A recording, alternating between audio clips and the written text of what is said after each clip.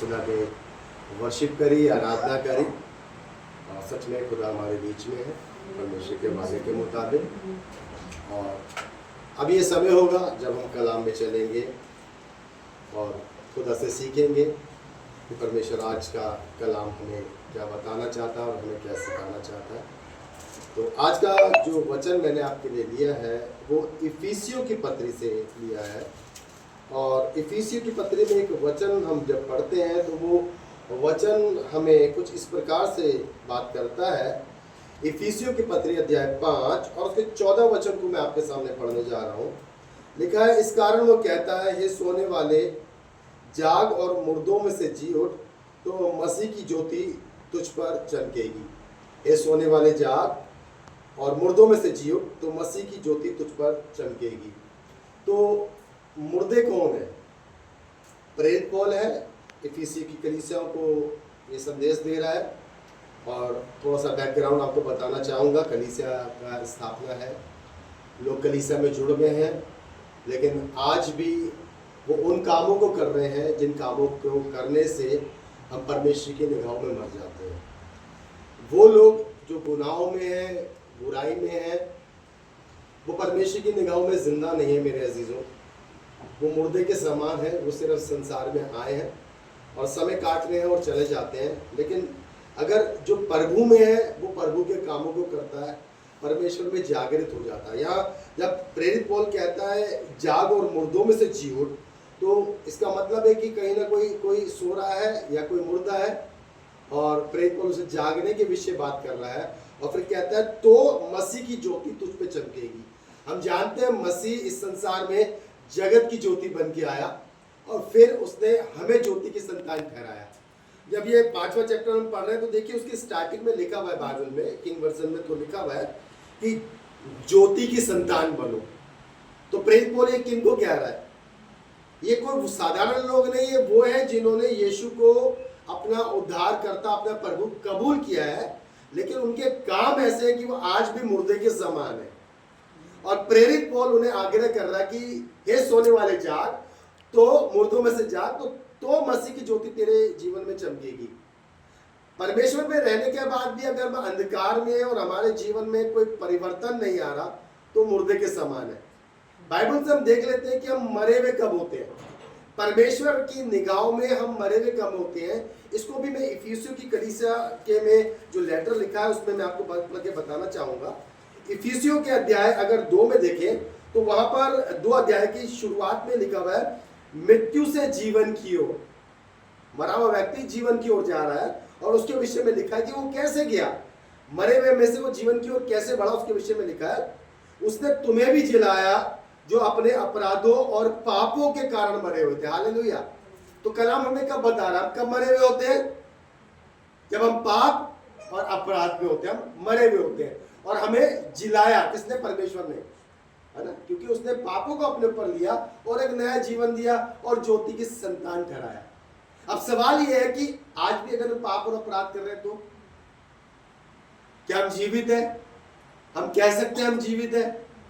नहीं मेरे अजीजों, अगर आज भी पाप है, अपराध है, तो कहीं ना कहीं आज भी आप परमेश्वर के सामने मरे हुए हैं। और वापस हम जब आते हैं, हमने अध्याय 5 पढ़ा था, तो कुछ बातें वहां पर आपके सामने पढ़ के बताऊंगा जहां पर प्रेरित पौल कुछ और बातों को कहता है। लेकिन अभी मैंने आपको बताना जरूरी था कि मरा हुआ व्यक्ति कौन है।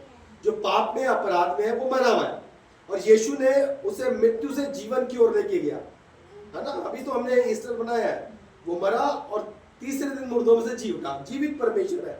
मैं और आप जीवित हैं। हालेलुया।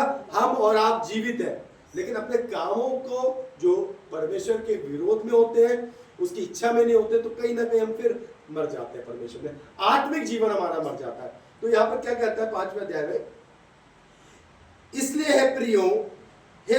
है प्रिय बालकों के समान परमेश्वर का अनुकरण करो और प्रेम में चलो, जैसे मसीह ने भी तुमसे प्रेम किया और हमारे लिए अपने आप को सुखदायी सुगंध के लिए परमेश्वर के आगे भेंट करके बलिदान किया। जैसा पवित्र लोगों के योग्य, वैसा तुम में व्यभिचार, किसी प्रकार के अशुद्ध काम या लोभ की चर्चा तक ना हो, न निर्जलता, न मूर्ता की बातचीत, न ठट्टे की, क्योंकि ये बातें शोभा नहीं देती। वरन धन्यवादी सुना जाए, क्योंकि तुम ये जानते हो कि किसी व्यभिचारी या अशुद्ध जन या लोभी पुरुष की जो मूर्ति पूजा के बराबर है परमेश्वर मसीह और परमेश्वर के राज्य में मिरास नहीं है। हालेलुया। क्या कह रहा है प्रेरित पौल? कलीसिया को कह रहा है। कलीसिया में ये वो लोग हैं जो प्रभु को प्रभु करके अंगीकार कर चुके हैं, उसके साथ है, लेकिन कार्य आज भी पाप और गुनाह के हैं। लालच है, व्यभिचार है, लड़ाई है, झगड़ा है, क्रोध है, और एक ठट्टा करना ना, कई बार बहुत मस्खरापन मसीहत में ये नहीं अलाउ है। आप किसी का मजाक उड़ाना, ठट्टा करना, ये परमेश्वर के राज्य के मिरास में आप भागीदारी नहीं हो सकते। ये बाइबल इस विषय में कह रहा है। तो हम मरे हुए कब होते हैं? हमने इस बात को देखा जब हम पाप, गुनाह और बुरी बातों को करते हैं। हमें करना क्या है? हमें पवित्र लोगों के समान चलना है। और बहुत से पवित्र लोग जो बाइबल में एक एग्जाम्पल के रूप में है, जिन्होंने बहुत अच्छी सेवा करी है परमेश्वर में और दुखों को लिया है, और सच में हमारे लिए एक एक एक एक गवाही छोड़ के गए हैं। हमें उनका अनुकरण करना है, और लिखा है मसीह का अनुकरण करो। और सच में सबसे बड़ा एग्जाम्पल तो यीशु मसीह है। साधारण जीवन जिया, साधारण तरीके से रहा, निंदा लोगों की, लोगों के पाप गुनाहों को अपने ऊपर लिया, और किसी के विरोध बात नहीं करी, भूखों को रोटी दी, सेवा के नाम पर सिर्फ खाली कोरी बातें नहीं करी, आगे बढ़ के सेवा के कामों को भी करा। हमें इन बातों को करने की जरूरत है। हम वो काम करें जिससे हम जीवित कहलाए, मसीह में जीवित कहलाए, और ध्यान रखें खुदा ने इसके लिए बलिदान करा है। हालेलुया। हमें इस बात को ध्यान रखने की जरूरत है। दूसरी बात, ये पहला पॉइंट था, अब दूसरा पॉइंट मैं आपके सामने रखना चाहूंगा। ये भी आपको बताएगा कि आप कब मरे होते हैं, आप परमेश्वर में कब मरे होते हैं। ध्यान रखिएगा, हम लंबी लंबी प्रार्थनाएं करते हैं, हम बड़े अच्छे भजन गाते हैं, लेकिन कुछ एक ऐसी बातें हैं जो बाइबल में ठहराई गई, अगर नहीं करते तो सच में हम परमेश्वर के सामने मरे हैं। मत्ती 7:21 साफ कहता है कि बहुत से ऐसे लोग हैं जो कहते हैं हे प्रभु हे प्रभु। बहुत से लोग ऐसे कहने वाले, पर परमेश्वर कहता है मैं तुम्हें नहीं जानता। कारण क्योंकि उन्होंने वो नहीं करा जो परमेश्वर को करना है, वो नहीं करा जो उन्हें करने की जरूरत है। तो आज हम दूसरे एक वचन की ओर चलेंगे और मेरे साथ देखेंगे कि हम कब मरे हुए होते हैं। याकूब की पत्री अध्याय 2, और यहाँ पर हम इस प्रकार से देखेंगे, याकूब अध्याय 2, और यहाँ पर मैं पढ़ने जा रहा हूँ 15 वचन से कुछ बातों को देखेंगे। यदि कोई भाई या बहन नंगे उधारे हो और उन्हें प्रतिदिन भोजन की घटी हो, और तुम में से कोई उनसे कहे कुशल से जाओ, तुम गर्म रहो, तृप्त रहो, पर जो वस्तुएं देह के लिए आवश्यक है वह उन्हें ना दे, तो क्या लाभ? क्वेश्चन मार्क लगा हुआ है, क्या क्या क्या लाभ? तो एक क्वेश्चन मार्क मेरे और आपके लिए एक क्वेश्चन है। बाइबल मुझसे कर रही है तो क्या लाभ? अगर आप ऐसा कर रहे हैं तो क्या लाभ? उसका कोई प्रतिफल नहीं है। और आगे कहता है वैसे ही विश्वास भी यदि कर्म सहित ना हो तो अपने स्वभाव में मरा हुआ होता है। और आज हम यही देख रहे हैं कि हम मरे हुए कब होते हैं। हमारा विश्वास कब मरा होता है? जब हम कर्म नहीं कर रहे होते हैं, कार्य नहीं कर रहे होते हैं। बाइबल ये कह रही है। और हम सब जानते हैं कि मैं और आप मसीह में जुड़ने के लिए जो हमने सबसे पहला स्टेप उठाया वो यही है कि हमने प्रभु पे विश्वास किया है, उस पर विश्वास किया, उसके कामों पर, उसके बलिदान पर विश्वास किया है, उसके मरने पर, उसके जी उठने पर विश्वास किया है, उसकी कई बातों पर विश्वास किया है। यही तो हमारा विश्वास है। लेकिन जब यह विश्वास कर्म के साथ नहीं है तो बाइबल क्या कह रही है? मरा हुआ है, स्वभाव में मरा हुआ है। आप कार्य नहीं कर रहे और बड़ी बड़ी बातें कर रहे हैं, काम नहीं कर रहे, तो मरा हुआ है स्वभाव में। बाइबल ये कह रही है, याकूब ये कह रहा है, कहता है वैसे ही विश्वास भी यदि कर्म सहित ना हो तो अपने स्वभाव में मरा हुआ है। वरन कोई कह सकता है मुझे विश्वास है और मैं कर्म करता हूं, तो अपना विश्वास मुझे कर्म बिना तो दिखा, मैं अपना विश्वास अपने कर्मों के द्वारा तुझे दिखाऊंगा। हालेलुया। तो यानी कि हमें परमेश्वर को कामों को करने की जरूरत है। मत्ती 7:21 मैंने आपके सामने पढ़ा, जब उसको पढ़ेंगे तो वहां इसी प्रकार से लिखा है कि मुझसे मेरे पास बहुत से लोग उस दिन आएंगे, हे प्रभु प्रभु कहेंगे, और मैं कह दूंगा मैं तुम्हें नहीं जानता। क्यों? क्योंकि स्वर्ग का राज्य उन्हें जो मेरी इच्छा पर चलते हैं और परमेश्वर की इच्छा की सेवा करो, लोगों के लिए काम करो। कोई नंगा उधाड़ा है, कोई बीमार है, दुखी है, और आपका पैसा नहीं है, तो फिजिकल एफर्ट तो आप कर सकते हो, उसकी सुधी ले सकते हो, उसकी हेल्प मदद कर सकते हो। लेकिन बहुत से ऐसे लोग हैं जब ऐसा समय पड़ता है और उन्हें बुलाया जाता है वो फोन भी नहीं उठाते। हालेलुया। और परमेश्वर सब देख रहा है और वो कह रहा है मैं शीघ्र आने वाला हूं, हर एक के कामों के अनुसार प्रतिफल मेरे पास है। हालेलुया। काम बहुत जरूरी है मेरे अजीजों। वचन देहधारी हुआ और ये वचन हमारे हाथ में है, जीवित कलाम है। आप सब कुछ कर रहे हैं और कलाम के मुताबिक नहीं चल रहे तो गड़बड़ है। देखिए कुछ और वचनों को, प्रकाशित वाक्य निकालेंगे और वहां पर भी आज जो भी बातें आपसे मैं कर रहा हूं, ये मैं उनके लिए नहीं कर रहा हूं जो गैर मसीह हैं। अगर वो उसको सुनते हैं, देखते हैं, अपने जीवन को बदलते हैं, खुदा उनके जीवन में काम करे। पर आज मैं बात कर रहा हूं कलीसिया से, उन लोगों से जो प्रभु को जानते हैं, प्रभु पे विश्वास करते हैं, लेकिन काम नहीं करते। दूसरा पॉइंट है, और आज हम सीख रहे हैं कि हम परमेश्वर में कब मरे हुए होते हैं। 2 पॉइंटों को मैंने कवर किया, इस दूसरे पॉइंट के आखिरी हाफ में चल रहे हैं। और वहां पर लिखा हुआ सरदीस की कलीसिया, शुरुआत की कलीसिया है, 7 कलीसिया प्रकाशित वाक्य में, और शुरू के अध्याय है, वहां पर सरदीस की कलीसिया को संदेश है, पढ़ रहा हूं। सरदीस की कलीसिया के दूत को यह लिख, जिसके पास परमेश्वर की 7 आत्माएं और 7 पैरे में कहता है कि मैं तेरे कामों को जानता हूं, तू जीवित तो कहलाता है परंतु मरा हुआ है। जागृत हो और उन वस्तुओं को जो बाकी रह गई हैं और जो मिटने पर है उन्हें दृढ़ कर, क्योंकि मैंने तेरे किसी काम को अपने परमेश्वर के निकट पूरा नहीं पाया। हालेलुया। क्या नहीं पाया? पूरा नहीं पाया। अपने साथ वाले को बोलिए कि मैंने तेरे काम को पूरा नहीं पाया। मैंने तेरे काम को पूरा नहीं पाया। कब? परमेश्वर में पूरा नहीं पाया। और कह रहा तू कहलाता तो जीवित है पर तू मरा हुआ है, मरा हुआ है। और बाइबल कह रही है ये बात, तू मरा हुआ है। क्यों? क्योंकि जो काम तुझे करने थे वो तूने नहीं करे, तू कर नहीं रहा। मैंने तेरे किसी काम को परमेश्वर के निकट क्या नहीं पाया? पूरा नहीं पाया। तू जीवित तो कहलाता परंतु मरा हुआ है। और आज हम यही सीख रहे हैं कि हम परमेश्वर में मरे हुए कब होते हैं? हम परमेश्वर के मुताबिक नहीं चल रहे होते मेरे अजीजों। सारी बातें व्यर्थ है। ध्यान रखिएगा, फिजिकल बॉडी में आया है, उसने करके दिखाया है, उसने करा है। मुझे और आपको करने की जरूरत नहीं है क्या? करने की जरूरत है।